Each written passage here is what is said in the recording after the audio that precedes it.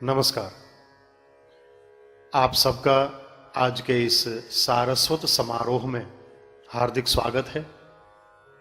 हमारी यह साहित्यिक संस्था साहित्यालोक, जिसकी स्थापना 17 दिसंबर सन 1967 में की गई, तब से लेकर के आज तक अनवरत रूप से इस संस्था के माध्यम से कई कवि सम्मेलन आयोजित किए गए, कई पुस्तकों का प्रकाशन किया गया, कई गोष्ठियों का आयोजन किया गया और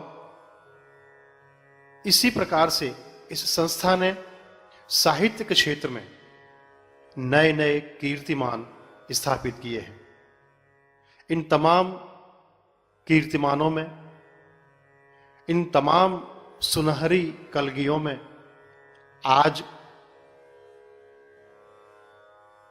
ये एक और सुनहरा पृष्ठ शामिल हो रहा है।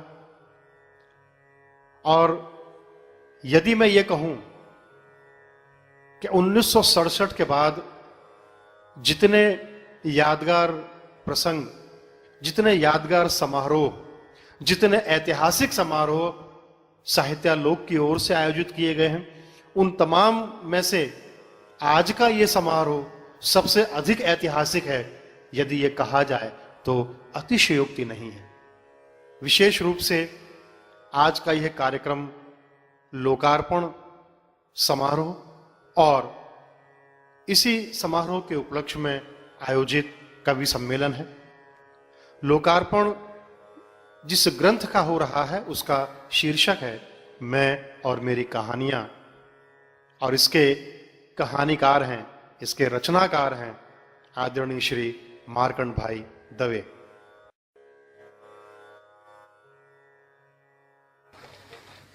आज के इस ग्रंथ लोकार्पण समारोह के उपलक्ष्य में आयोजित इस कवि सम्मेलन में आप सबका हार्दिक स्वागत है। हमारी भारतीय परंपरा रही है कि किसी भी कार्यक्रम के शुभारंभ से पहले हम अपने इष्ट देव को, अपने ईश को याद करते हैं। तो आज के इस सारस्वत कार्यक्रम के शुभारंभ के लिए तो मैं खुशबू देवे जी से निवेदन करता हूं कि वे इस सारस्वत समारोह का शुभारंभ करें। गुरुर् ब्रह्मा गुरुर्विष्णु गुरुर्देवो महेश्वरा गुरुर्साक्षात् परं ब्रह्म तस्मै श्री गुरुवे नमः।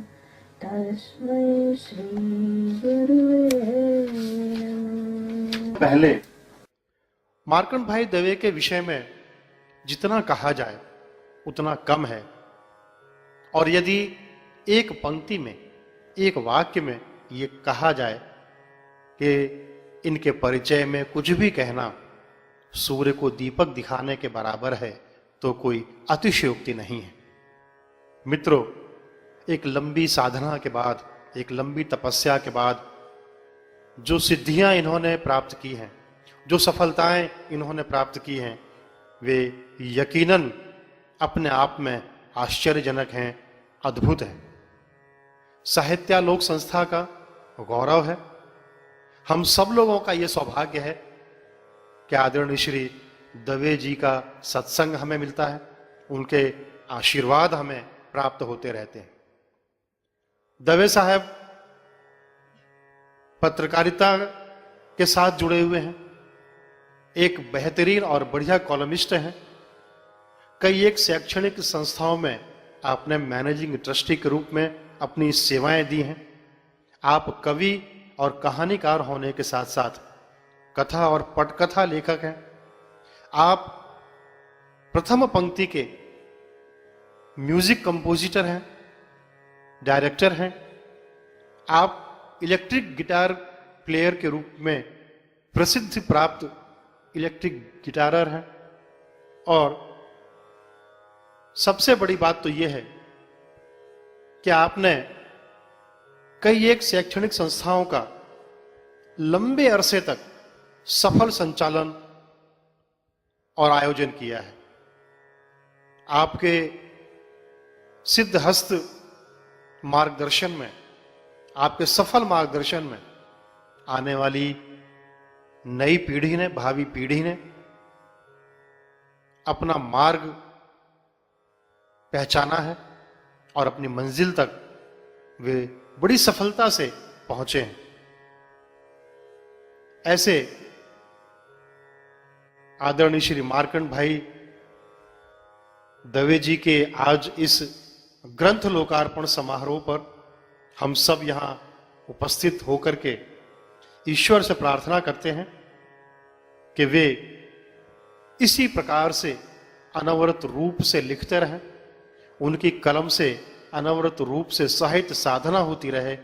ईश्वर उन्हें इसी प्रकार से स्वस्थ बनाए रखे और वे साहित्य साधना में संलग्न रहें। समाज को आज ऐसे ही सुंदर, श्रेष्ठ और सिद्ध पुस्तकों की आवश्यकता है। आज हमारे बीच उपस्थित हैं सुभाष एजुकेशन ट्रस्ट के मैनेजिंग ट्रस्टी श्री देवेंद्र सिंह सेंगर, जो एक साहित्यिक संस्था के साथ न जुड़े होने के बावजूद शैक्षणिक संस्था के साथ जुड़े हैं और शैक्षणिक संस्था के साथ जुड़े होने के साथ साथ में गुजरात के श्रेष्ठ श्रेष्ठियों में जिनका नाम लिया जा सकता है, Ambika sales agency, Ambika enterprise, Yadu agro private limited के नाम से पूरे गुजरात में व्यापारिक और श्रेष्ठ श्रेष्ठियों में जिनका नाम है, वे शैक्षणिक संस्था से भी जुड़े हैं, कई एक स्कूलों के मैनेजिंग ट्रस्टी हैं। आदरणीय श्री देवेंद्र सिंह सेंगर जी, इनसे मैं निवेदन करूंगा कि वे इस ग्रंथ का लोकार्पण करें।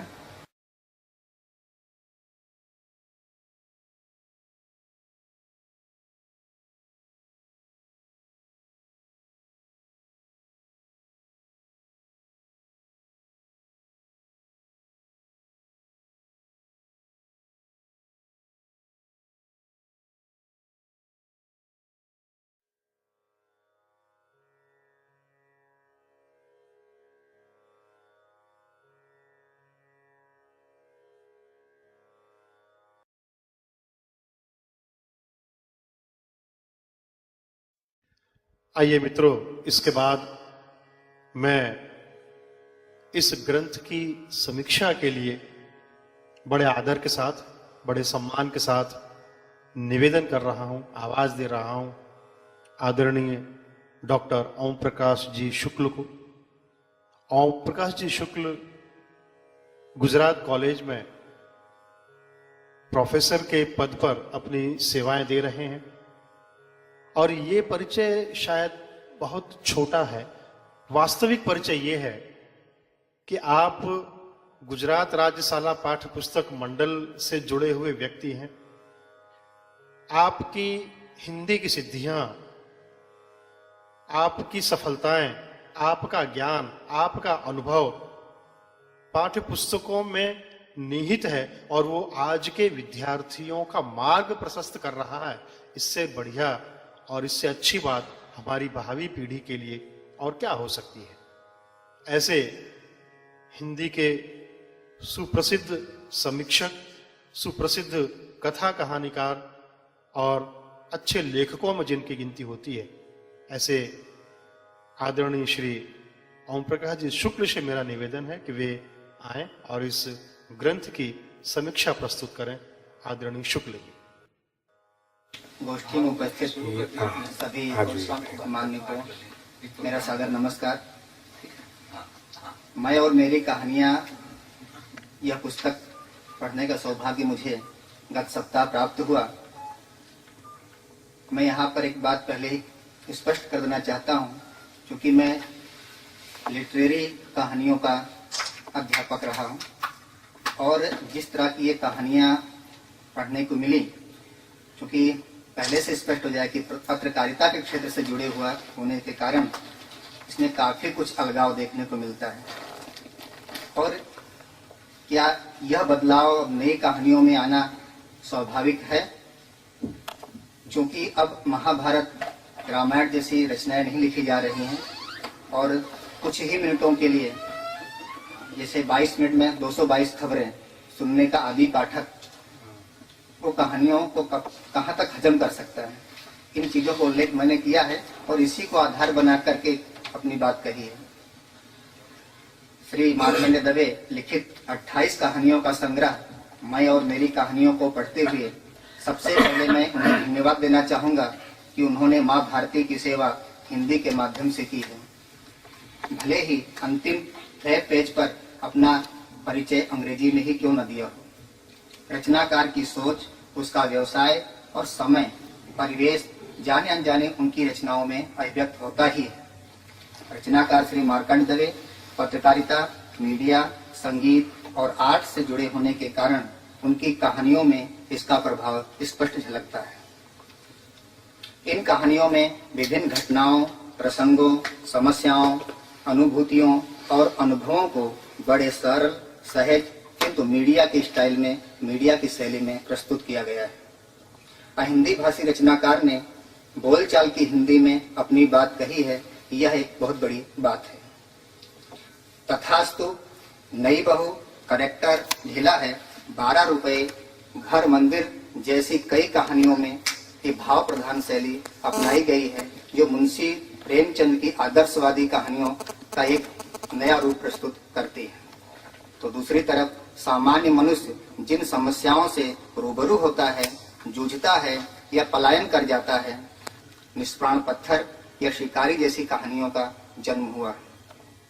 किशोरावस्था का प्रेम में प्रस्तुत 40+ की जातीय असंतोष समस्या भी इसी प्रकार की कहानी है। तितर बितर बाना का अनुभव सामान्य जन का है, यह आम आदमी की समस्या है।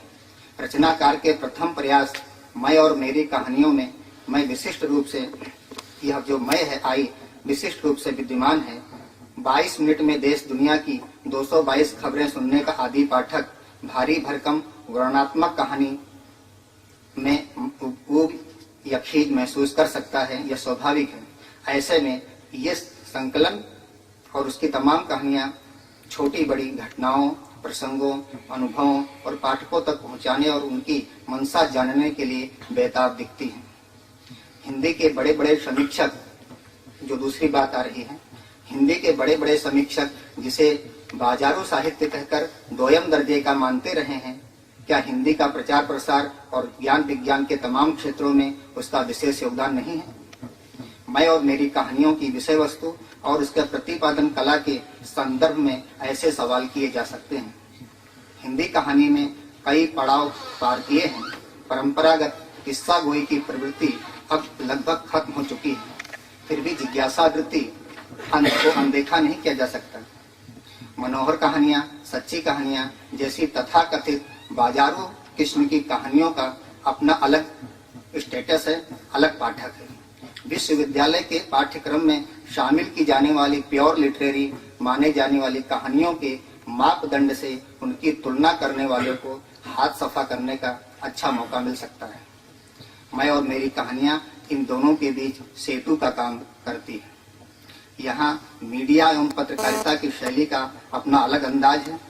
मिर्च मसाला के साथ जैसे अब तक की बड़ी खबर से सनसनी फैलाने का उपक्रम किया जाता है, वैसा प्रयास यहाँ अनायास ही हुआ है। इसे परिवेश का महज दबाव ही समझा जाना चाहिए। कहानियों के प्रारंभ में संबोधन, शेर, काव्यांश का आयोजन और अंत में बोध पाठकों से सीधे सवाल और असर पाने के लिए प्लीज आदि का उपक्रम, लेखक का नरेटर रूप, रोमांस और नैतिकता का पुट, प्रति कृतज्ञता आदि ऐसी बातें हैं जो इन कहानियों को अपना अलग पहचान देती हैं।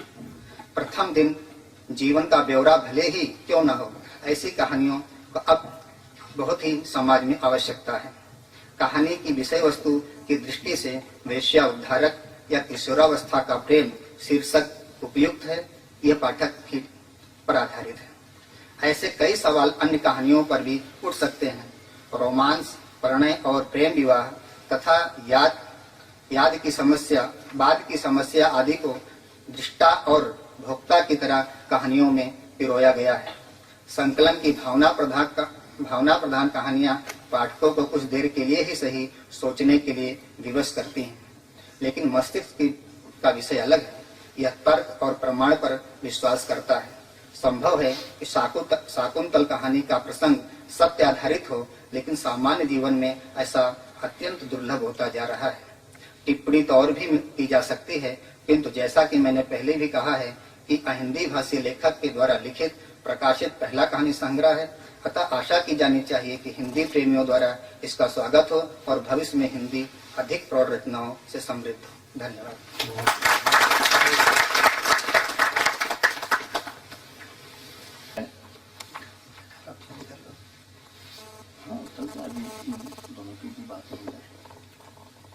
सुहास एजुकेशन ट्रस्ट के मैनेजिंग ट्रस्टी आदरणीय श्री देवेंद्र सिंह सेंगर जी से भी निवेदन करूंगा कि वे इस पुस्तक पर अपने विचार व्यक्त करें। आज के मैं और मेरी कहानियां पुस्तक के विमोचन के समय में बैठे हुए आदरणीय मित्र वगैरह और श्री दवे साहब, जिन्होंने ये कहानियां लिखी जो आजकल इंसान के पिछले में भी गुजर चुकी हैं, वो इन्होंने आज नए रूप में उसको प्रकट किया है। इसमें एक कहानी है अंतरात्मा की आवाज। तो उसके अंदर जो टाउन हॉल का इन्होंने प्रसंग दिया, मैं भी कक्षा 10 में जब पढ़ता था तो उस समय मैंने भी नाटक किया।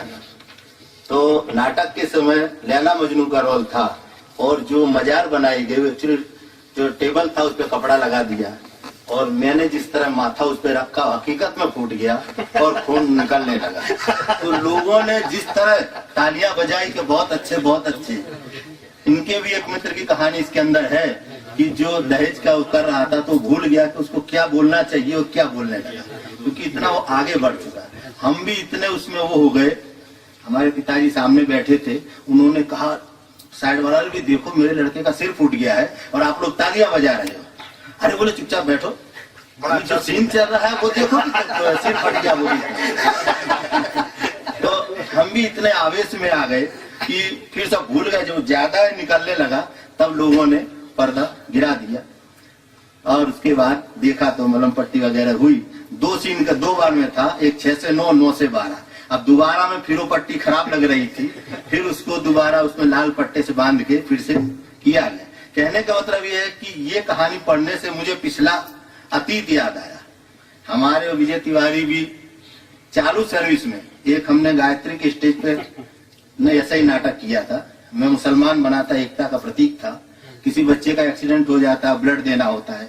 हिंदू परिवार बोलता है कि मुसलमानों का ब्लड नहीं लेंगे और मुसलमान कहते थे कि नहीं, खून तो एक ही कलर का होता है। तो सब जैसे तैसे माने, और जब मुझे खून देने के लिए स्ट्रेचर में लिटाया गया तो डॉक्टर साहब से हमारे विजय तिवारी बने, तो उन्होंने वाकई इंजेक्शन इतनी तेज लगा दिया कि हकीकत में खून निकलने लगा। हाँ, रियली बता रहा हूँ, इतना तेज लगा दिया, खून निकलने लगा। और मैं बड़े बड़े कह रहा हूँ, संवाद जो कहना था वो भूल गया। भाई धीरे धीरे लगा, खून निकल रहा। अब सब लोग बोले चुप रहो यार, एक बार बोलो, माइक चालू है। अरे मैंने कहा माइक चालू किधर, मेरे जैसे दवाई चले जा रहे हैं। तो उस समय हमारे अतीत में जो इन्होंने लिखा, वाकई हमने जब पढ़ा तो मुझे अपना अतीत याद आया। और दवे साहब का खूब खूब आभार मानता हूँ कि जो मुझे पिछले अतीत में ले गए। तो इस तरह और भी कहानियां बहुत अच्छी हैं जो उन्होंने लिखा है। नई बहू भी है जो उसने अपना रोल किया और बाद में जो सास ससुर ने देखा और फिर जिस तरह बदलाव आया वो भी बहुत अच्छे है। काफी कहानियां अच्छी होंगी, पढ़ नहीं पाई, लेकिन इस कहानी या इस किताब के माध्यम से लोगों को जरूर अच्छी प्रेरणा मिलेगी, समझेंगे। बस इतना ही कह के मैं अस्तु करना चाहता हूँ। जो दिल को छू जाए, हमें अपने अतीत के प्रसंगों को याद दिला दें, हमारे आसपास घूमती हुई नजर आए, हमारे अपने कहानी नजर आए, हमारी अपनी बात नजर आए, ऐसी कहानी वाकई में सार्थक कहानी है। आपका श्रम सार्थक है। इसलिए मैं अब दवे साहब से ही निवेदन करूंगा कि वे आज के इस अपने ग्रंथ के लोकार्पण समारोह पर अपने विचार प्रस्तुत करें। दवे साहब। श्री देवेंद्र जी और श्री ओम प्रकाश जी, काव्य गोष्ठी के अध्यक्ष श्री और संचालक श्री से पहले एक विनंती करना चाहूंगा और इजाजत चाहूंगा कि वैसे तो ये कहानियों का विमोचन तो पुस्तक का हो गया है, पर 4 दिन पहले एक लघु कथा मैंने लिखी है 4-5 पंक्ति की, वो आपकी अनुमति चाहूंगा क्योंकि पूरी इसमें से कहानी तो थोड़ी लंबी है, तो ये संक्षिप्त में कुछ लिखा है, मगर आज मन कर रहा है यहाँ पर पेश करो तो आपकी इजाजत। स्वागत। लघु कथा का शीर्षक है नहीं चाहिए। अरे गणपत, आज बेटी का 5वां जन्मदिन है, ये चॉकलेट और खिलौने तो लिया जरा, कहते हुए सरकारी बाबू ने प्यून गणपत के हाथ में एक कागज थमा दिया।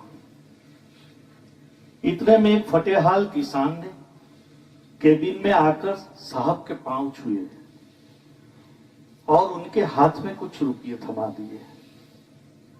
रुपये गिनकर बाबू चिल्लाया, ये क्या 1500 रुपये कहे थे ना, ये तो 1400 है।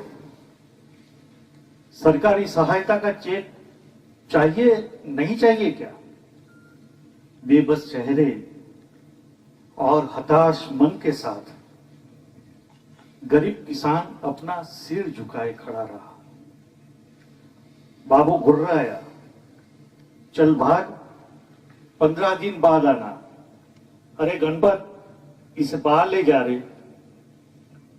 सरकारी बाबू के टेबल पर एक फटी सी थैली रखते हुए गरीब किसान की 5 साल की नन्ही बिटिया ने कहा, नहीं चाहिए बापू, ये खिलौने और चॉकलेट मैं अपना जन्मदिन नहीं मनाऊंगी।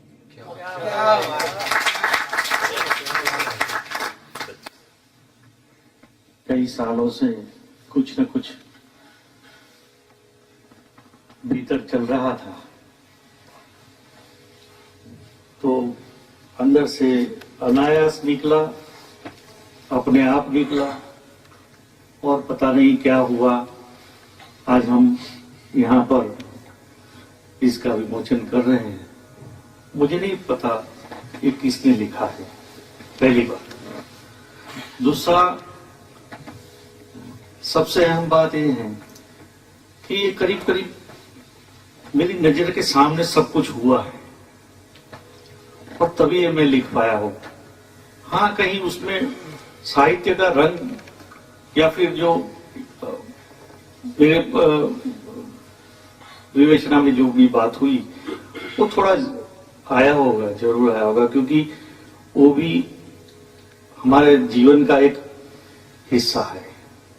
इन्होंने नाटक की बात की सब है, तो वो वाकई ऐसा हुआ था, मेरी नजर के सामने हुआ था।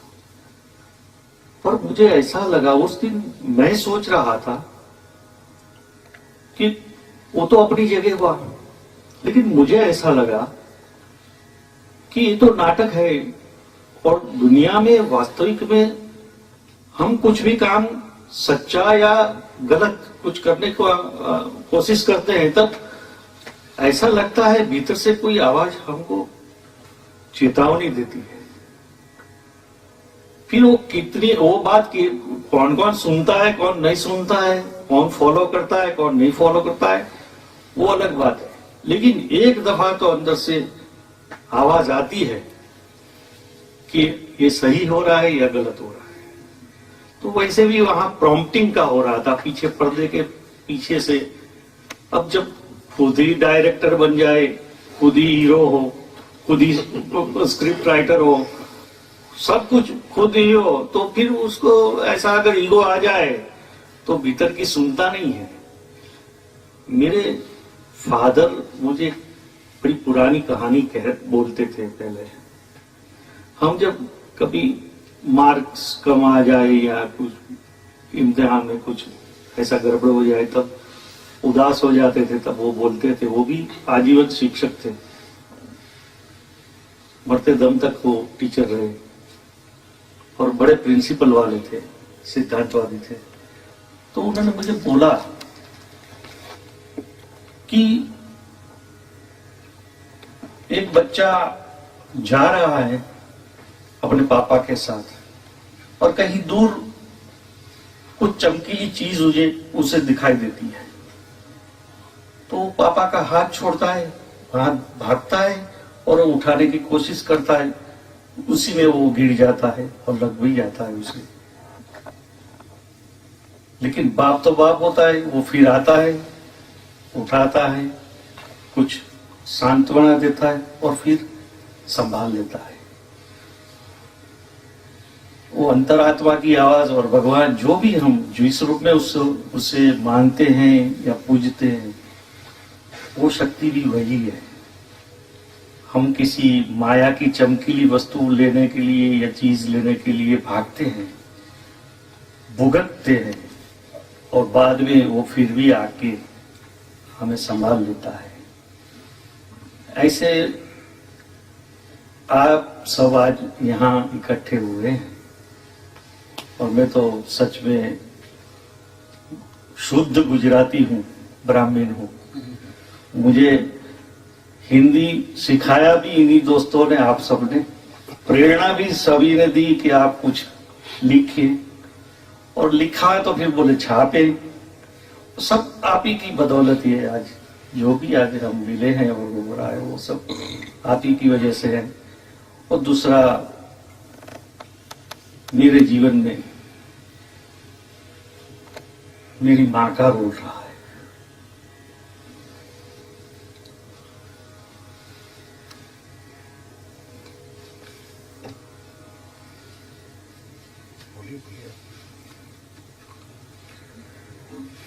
मैं कुछ भी लिखूं बचपन में, वो ऐसे करके कुछ भी करो, कुछ गाओ बजाओ, कुछ भी करो, वो नारी शक्ति थी। और ऐसी शक्ति थी कि उसने मुझे इतना प्रोत्साहित किया और उसकी बदौलत आज मैं यहाँ हूं। मैं आप सभी का बहुत धन्यवाद करता हूं, आज यहाँ पर आप आए। और मैं तो बहुत छोटा अनुभव करता हूं यहाँ पर, फिर भी एक भीतर से जो कुछ हो रहा है वो होने देता हूं। कितने साल होगा वो भी पता नहीं, किसी को पता नहीं है, मुझे भी पता नहीं है। फिर भी मैं आज आप सबसे यही शुभेच्छा और आशीर्वाद चाहूंगा कि जीवन के अंतिम क्षण तक आप लोगों के बीच में मुझे रहने का सौभाग्य प्राप्त हो। हमारे साहित्यालोक परिवार के सभी सदस्य मित्रों, सर्वप्रथम इस कार्यक्रम के आयोजक और हमारे साहित्यालोक के सदस्य श्री मार्कंड दवे जी को, जिनकी पुस्तक का आज लोकार्पण हुआ है, मैं और मेरी कहानी, उसके लिए मैं पूरी संस्था साहित्यालोक की ओर से आपको हार्दिक बधाई देता हूं। इसी तरह निरंतर आप लिखते रहें, आपके विचार समाज में जाएं, उनसे लोग प्रेरणा लें, कुछ नया सीखें, नया करें। आप जब अपने भाव व्यक्त कर रहे थे श्री दवे जी, तो मुझे कुछ पंक्तियां, अपने दोहे भी 2-3 उस समय प्रसंगानुकूल लगे। एक तो आपने जो बात कही कि ये मां शारदा की कृपा ही है जो अंदर से ये कहानियां, ये विचार मेरे आए हैं। मैंने भी एक दोहा लिखा था कि मैं तो मात्र निमित्त हूं उड़ने को मजबूर, और फिरकी थामे हाथ में बैठा कोई दूर। तो ये मां शारदा की कृपा ही होती है। तभी हम लिख सकते हैं। दूसरी बात, जब माँ की बात आई तो उस समय भी आप भावुक हो गए, और ये जो स्वाभाविक क्षण होते हैं ये सबके लिए एक जैसे ही होते हैं। उस समय मुझे एक दोहा मेरा ही है प्रासंगिक याद आता है कि तब आ जाते अश्रु जब माँ आती थी याद, और अब आ जाते अश्रु जब माँ आती है याद। लोक कथा का दौर आ चुका है, लोक कथाएं आ रही, खूब चल रही है, लोक कथाएं भी चल रही, लेकिन मैं ये कहूंगा कि कहानियां आज भी जिंदा हैं, कहानियां आज भी जिंदा हैं, लंबी कहानियां भी चलती हैं। क्योंकि सूत्र में कोई बात कही जाए और विवरण के रूप में कही जाए उसमें कोई दिक्कत नहीं होती। वेद में सूत्रों में बात कही गई थी, लेकिन बिना पुराणों की बात पूरी नहीं हो पाई, लोगों तक नहीं पहुंच पाई। और इस तरह से जो कहानियां हैं उनकी जरूरत कल भी थी, आज भी है और आगे भी रहेगी। शॉर्ट न्यूज कितना भी चलता रहे, ये कहानियां आगे चल के लोगों को नया रास्ता दिखाएंगी, नई सोच देंगी, और ये अपने साहित्य के जगत में, कहानी की जगत में, जो प्रेमचंद जी या ये शुरुआत में लल्लू राम की कहानी से शुरुआत, सिंहासन बत्तीसी से कहानी का दौर पुराना शुरू हुआ था, उसमें कई पड़ाव आते गए। शंकर प्रसाद के आकाशदीप संग्रह, मानसरोवर में इनके प्रेमचंद जी की छपी, और भी कहानियों का चलता रहा, आज भी कहानियां चल रही हैं। ये कहानियों का दौर आपके जरिए एक आगे बढ़ता रहेगा और आपके कहानी संग्रह उसमें मील का पत्थर साबित होगा। मेरे ऐसे धन्यवाद। श्री देवेंद्र सिंह जी ने जो बात कही बड़े ही अच्छे ढंग से कही, विनोदी ढंग से आपने बात कही। लग रहा था कि आप कोई वक्तव्य न दे करके अपने दिल की बात हम तक शेयर कर रहे हैं और हम तक पहुंच रही है। बात कहने का ये अंदाज बहुत ही अच्छा है और स्वाभाविक है और लोगों तक बड़ी आसानी से पहुंच जाता है बिना बुद्धि को कसरत कराए। मैं आपको धन्यवाद देता हूं, आपने जो बातें कही।